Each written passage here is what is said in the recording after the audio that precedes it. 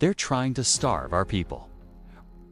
Right now, Chinese ships are forming a wall of steel in Philippine waters, trying to cut off supplies to our soldiers stationed on a rusty, beached warship. They're using water cannons, military-grade lasers, and dangerous maneuvers, all to bully Filipinos into submission. But just when it seems like we're on the brink of conflict, our president declares, "I do not want to go to war." What does this really mean? Is it a sign of weakness, or is it the most brilliant strategic move we've made in decades? This isn't just about a few islands, it's about our survival as a nation. Today, we're diving deep into President Marcos Jr.'s no-war declaration and what it reveals about the Philippines' secret weapon against China's relentless expansion in the West Philippine Sea. We'll break down the high-stakes game of chicken happening right now, uncover the new defense strategy that's changing everything, and reveal why not firing a single shot might be our best path to victory.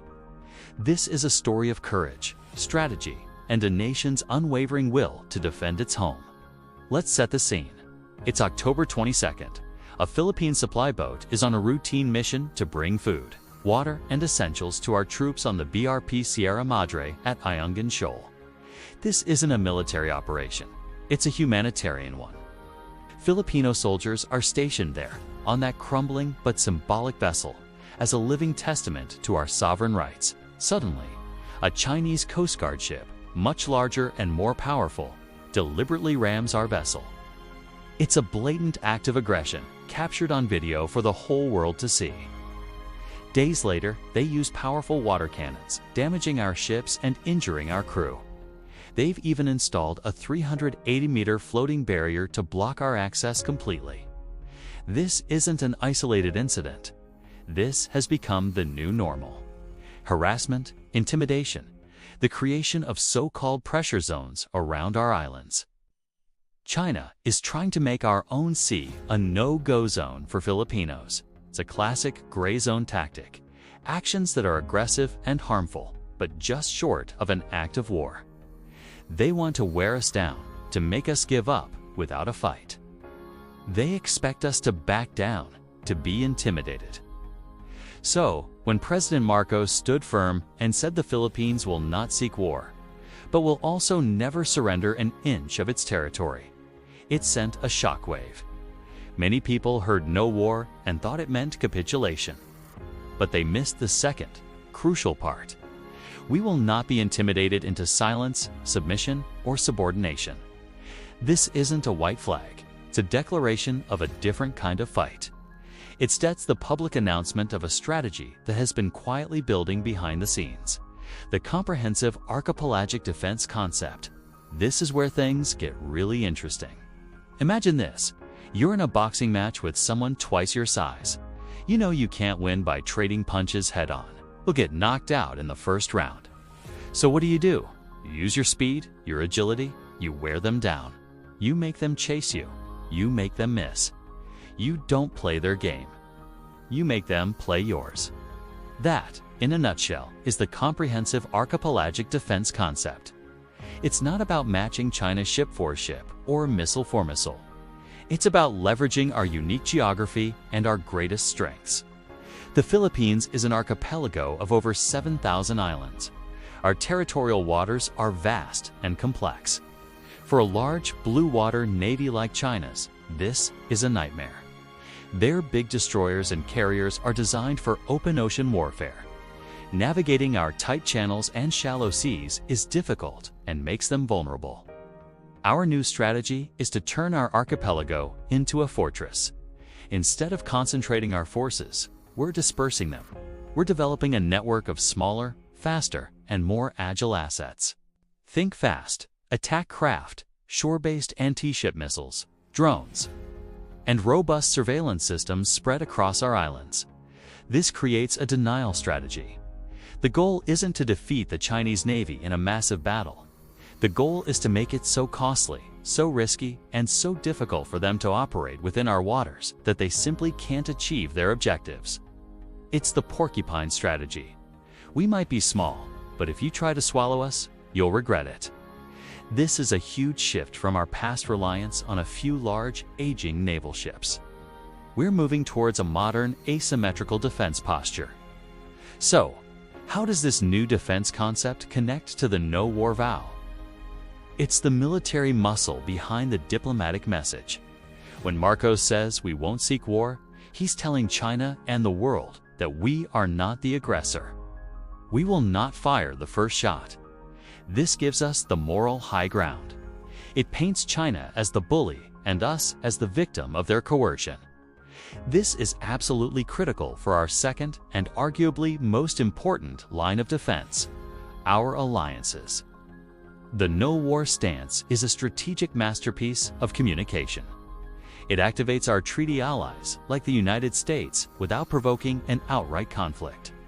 The Mutual Defense Treaty with the U.S. is clear: an armed attack on Philippine public vessels, aircraft, or armed forces in the Pacific, including anywhere in the South China Sea, would invoke mutual defense commitments. By maintaining a position of active transparency, filming every incident of harassment and releasing it to the world, and by refusing to take the bait and escalate to violence, the Philippines ensures that if a shooting war ever starts, it will be undeniably clear who started it. This forces China into a corner. If they escalate from water cannons to live fire, they risk triggering a response from the United States and other allies like Australia, Japan, and Canada, who have all been increasing their presence and joint patrols with us. The no-war vow is essentially a shield. It allows us to continue our resupply missions, to patrol our waters, and to assert our rights, all while daring China to cross a line that would have severe international consequences. It's a strategy of resilience, not aggression. Think about the story of David and Goliath. David didn't try to fight Goliath on his own terms. He didn't put on armor and pick up a sword. He used a slingshot, a tool that leveraged his own strengths of speed and accuracy against Goliath's weakness, his lack of mobility. Our comprehensive archipelagic defense concept is our slingshot. And our no-war declaration, backed by woman the Gorji Lamung, 是我们精心选择的战场. This is the long game. China's strategy is to exhaust us, to make the cost of defending our territory so high that we eventually give in. Our strategy is to build our resilience, to show them we have the will and the means to hold on indefinitely. Every successful resupply mission, every joint patrol with an ally, every video of their aggression that goes viral is a small victory. It shows a resolve that cannot be broken by barriers or water cannons. The president's statement wasn't a sign of weakness. It was a calculated move in a geopolitical chess match. It communicates strength, patience, and a deep understanding of modern warfare, where information and alliances are just as powerful as warships. It's a message to the Filipino people that we will not be dragged into a conflict we don't want. But also a message to China that our patience has limits and our resolve is absolute. We are defending our home, and we will do it smartly, bravely, and with the world watching. The road ahead is long and difficult. China will not back down easily.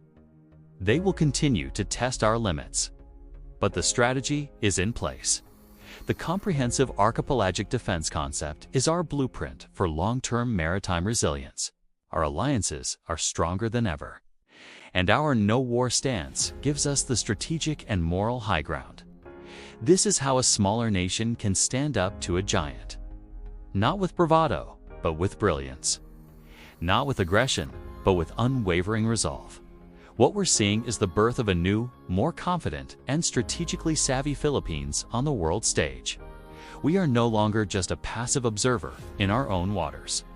We are an active defender of our sovereign rights, using every tool at our disposal.